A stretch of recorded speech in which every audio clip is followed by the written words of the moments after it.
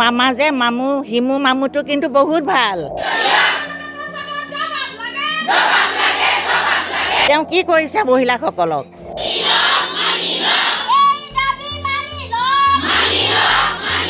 10 ফেব্ৰুৱাৰীৰ পৰা আমি যি আন্দোলন কৰিছোঁ সেইটো অসহযোগ আন্দোলন কৰিছোঁ। এইটো আমাৰ ন্যায্য দাবীৰ কাৰণে আমি প্ৰাপ্য মজুৰি বিচাৰিছোঁ। আমাৰ এইটো ন্যায্য দাবী, কাৰণ 19 ফেব্ৰুৱাৰীত আমাৰ ডাইৰেক্টৰ মহোদয়ে নিজে আহি আমাক কৰ্মীসকলক 12,000, সহায়িকাসকলক 7,000 আৰু মিনি অংগনবাড়ী কৰ্মীসকলক 10,000 দিম বুলি তেওঁ প্ৰতিশ্ৰুতি প্ৰদান কৰি আমাক এখন মৌখিকভাৱে লিখিত দিছিলে।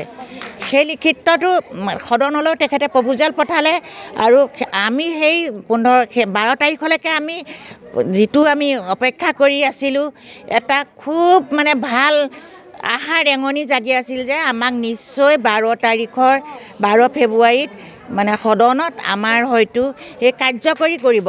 কিন্তু যেতিয়ালৈকে আমি 12 ফেব্ৰুৱাৰীলৈকে আমি বাট চাই আছোঁ, আমাৰ অংগনবাড়ী বিষয়ে সজন্তা বাইদেৱে সেই সদনত আমাৰ ভালটো একেবাৰে নক'লে। খালি ক'লে, তেওঁলোকে ক'লে যে আমাৰ যিখিনি আন্তঃগাঁথনি আমাৰ 5,000 ঘৰ দিব, সেই ঘৰটো 25 লাখ টকীয়া হ'ব।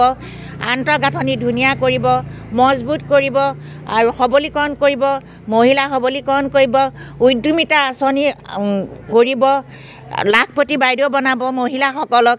কিন্তু সেই মহিলাসকলৰ ভিতৰত আমাক তেওঁলোকে তাত মানে লিখিত তাত মানে নাৰাখিলে।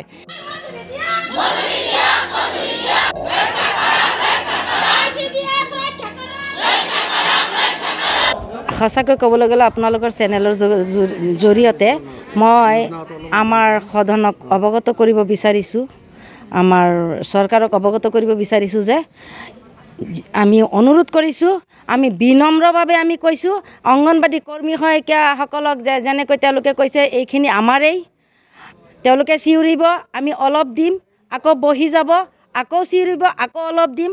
এইবাৰ সদনত আমি এই অলপো দেখা নাই। গতিকে এই অলপ কলৈ গ'ল মুখ্যমন্ত্ৰী মহোদয়ক আমাৰ প্ৰশ্ন।